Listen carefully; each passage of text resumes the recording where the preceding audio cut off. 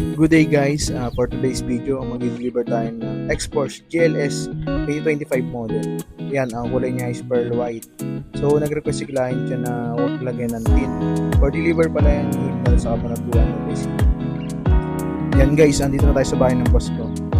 Yan guys, madaling araw pala kami umalis niyan. So, 3 AM pa lang, bumiyabiyahe na kami para makapunta agad kami sa Nueva Ecija. Chill ride lang kami dyan. Driver ko pala si boss.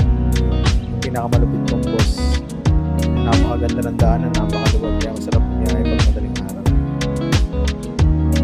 Gamit pala namin backup niyan guys, X-Force GT 2025. Napakaganda na screen display niyan.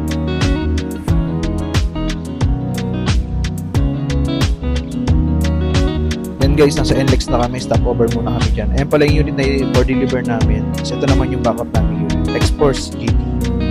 Napakaganda niyan. Tamang food trip muna kami dyan ng Burger King. Mas lakad lang konti. Yan yung boss ko. Yan naman, kasama ko na si Sir Noy. Yan ang isa kong driver. Tatas lang namin kumain guys. Balik muna kami sa unit. Ready to drive na ulit papunta ng Nueva Ecija.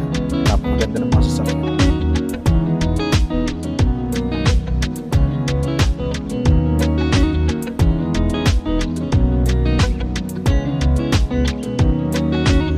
Masarap sa pakiramdam pag paumaga na, pag nag-deliver kayo, makikita niyo napakagandang view.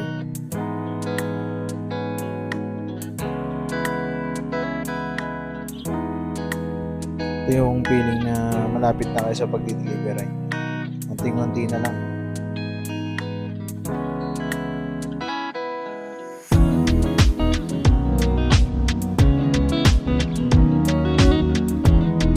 Yan, touchdown na tayo sa bahay ng client. So, thank you Lord, narin na ng ligtas.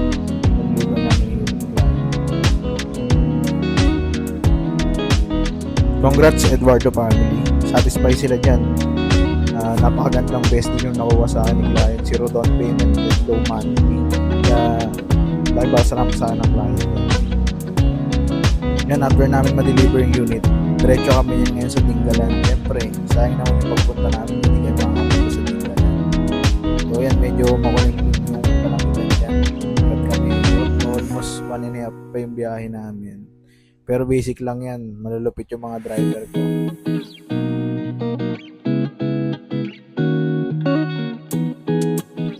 Yan, nadaan rin namin yung mga pangkulay. Yan, napakalaking lawak na. So, maraming